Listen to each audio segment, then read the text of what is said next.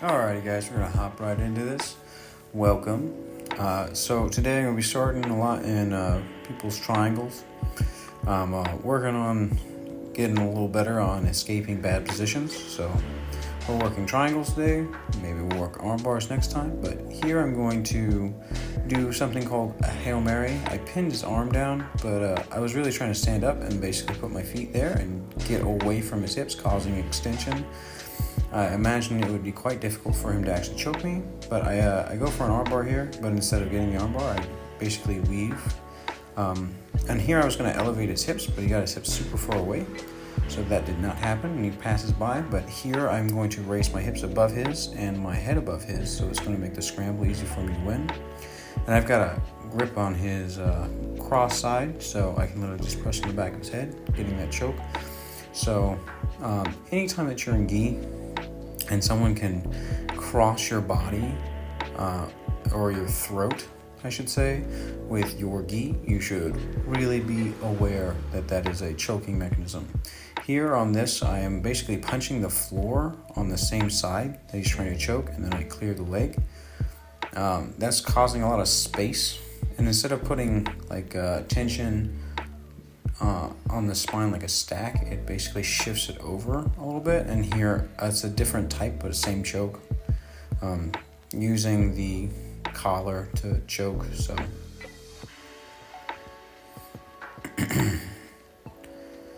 on this one I think, oh no, it didn't. This one's a little different. All right, so this one I'm make myself wide in the arm, and then again try to clear that arm.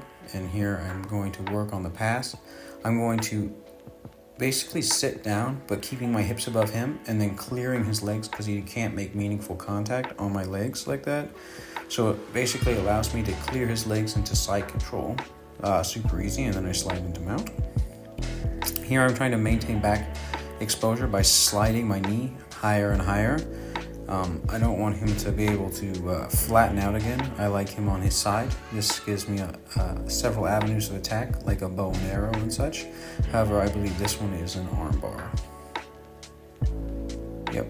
And then instead of defending his arm, he tries to get my leg, but unfortunately when someone's got a good bite on your arm, there's not a whole lot you can do if you let it go. It gets snagged, unfortunately. But he's very good, and he was trying to do something, and the logic is pretty sound. If you can clear that top leg, a lot of the stuff doesn't matter. However, right there, grabbing your feet, be careful that you don't do that. It's a good way to get hurt. And you see I left my hand in there. He tried to close it up, and I did a lawnmower start. Yeah, you always got to start them lawnmowers. Don't get your hands caught in certain places they shouldn't be. And here I'm shutting down his legs. I look in a weird position, and that's because I was, and he was easy to sweep me and go the other direction. He was going for a straight ankle, and then here it sets up for a very easy foot lock where his feet were. So just gotta be cognizant. We're getting ready for a competition. I believe he's competing. I'm not 100% sure, but I will be competing in this. And here we're talking about like what's allowed in the competition. If I am not mistaken, they're allowing knee bars, ankle locks, toe holds, no heel hooks. I may be wrong. I have to go look and search again, but I'm pretty sure that's where we're at. But here we're having a conversation again about what is legal, and there's always some confusion sometimes with different tournaments that you go to. So train what the tournament you're going to is for. So if you're going for points, go to that. If you're going towards submission only, make sure you stay within the rules of those submissions. Alright, so here I was trying to stack up on the higher hip, the higher knee, but he made enough space for me to get my hand in, so then I just press it out and then staple it to the floor. I should have done a better job stapling it, making it a higher priority, but by holding that, I cleared the knee on belly, and I didn't stay on keeping pressure on him, so he's able to basically invert and clear. Here I'm just going to talk to y'all because I have no idea what's going on anymore. We're going to reset in a little bit, I imagine, towards the front of it, but Until then, I think Mark is showing a Peruvian. I'm not entirely sure. You can see us in the background again.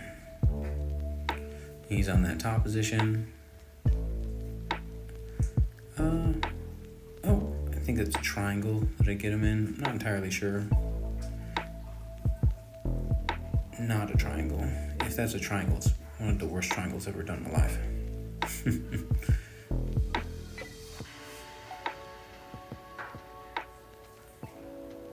I'm not entirely sure. Maybe it was a footlock.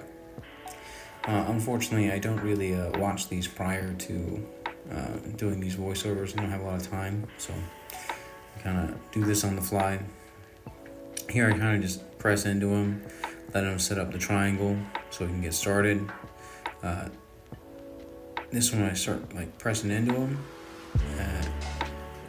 I find it's kind of like a weird position, but I find if you are able to basically press on anyone's neck with knee, forearm, or any of that kind of stuff, a triangle is really hard to get the positioning of. Here I have an inverted triangle that I will never be able to finish because his arm is so far on the side, so I'm really just holding on to it. And then I'm going to change positions. I would prefer to keep the arm, but unfortunately he got his arm free. So now we're not going to be in any kind of like top crucifix position.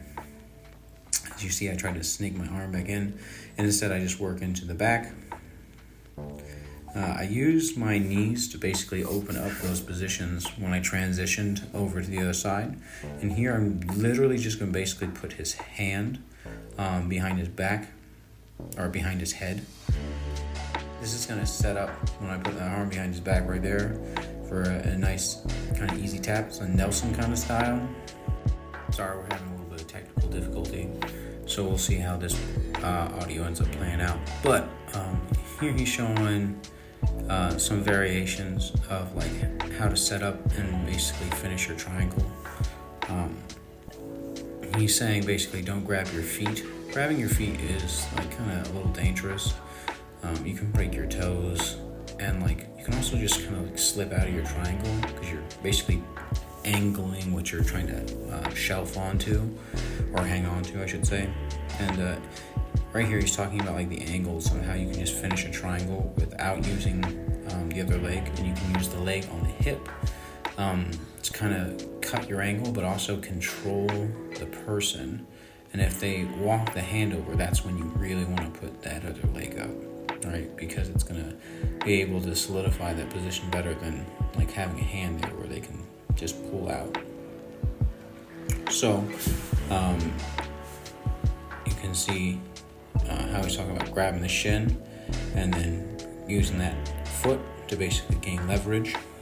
And then here I'm going to talk about how you can basically easily trap that arm across, that you don't really have to worry about controlling it super like a whole lot, because you can basically just put the hand into the armpit and basically pinch your elbow, and then you can still use your hand to pull on people's heads and stuff like that. People are naturally going to want to try to pull their arm out of there, and when they're pulling their arm out of there, it's kind of going to guide its way into your armpit, and it makes for super easy arm bars, but it also just sets up for you to be able to control that person and not have to worry about one of your limbs crossing your body or anything like that. So yeah, anytime that you have a triangle, you probably have an easy arm bar.